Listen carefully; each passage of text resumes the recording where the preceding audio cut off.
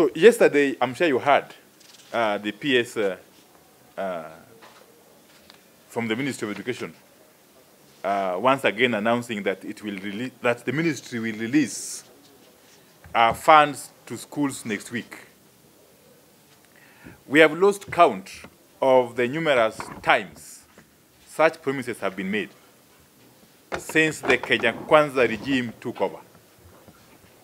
This is turning out to be a game of lies, managing the public on the one hand, while setting up school heads for failure, which the ministry has now perfected.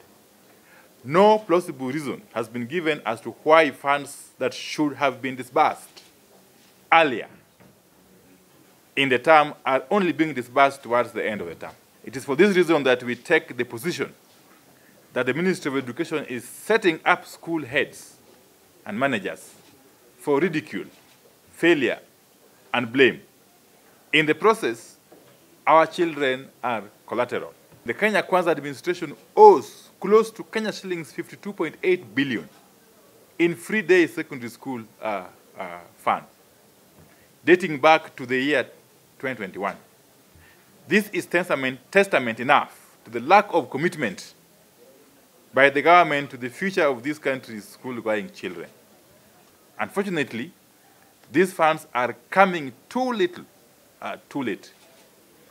Whenever the ministry announces the funds or the release of the funds, suppliers flood schools, students make demands, and PTAs assume all is well, regardless of how small the amount released is or whether it actually ever gets released. The Ministry of Education is running the critical sector by setting up principals, school heads, and managers for failure, and then lying to learners and parents. This must stop.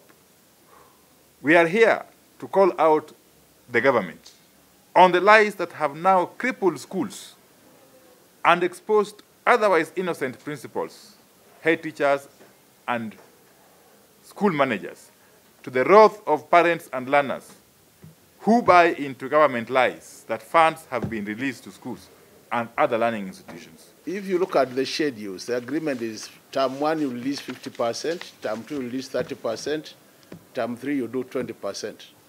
That's normally the agreement in terms of how you release the resources. And I think the challenges we are facing as a country is a situation where the government is not able to adhere to those agreed targets with the principles. As the leader said, any country which plays around with the education sector plays around with their future. So what we are seeing as leaders is a situation whereby today we have all done very well, and everybody in this room can agree with me, but our children, I actually sympathize with those Kenyans who have not children in the CBSC curriculum. And I'm sure majority of you, when I look at you, you're in that category. That what is going to happen is 10 years to come or 15 years to come, we'll start now facing challenges as a result of what is happening today in our education sector. So it is very important that the government adheres to the agreement with the principals or the stakeholders